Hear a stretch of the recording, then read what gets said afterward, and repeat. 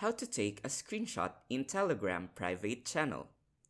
In this tutorial, I'm going to show you how to navigate your Telegram app so you can save a local image from your private conversation or channel. To get started, open your Telegram app. Select the private channel that you want to screenshot. In this case, I will use my saved messages channel.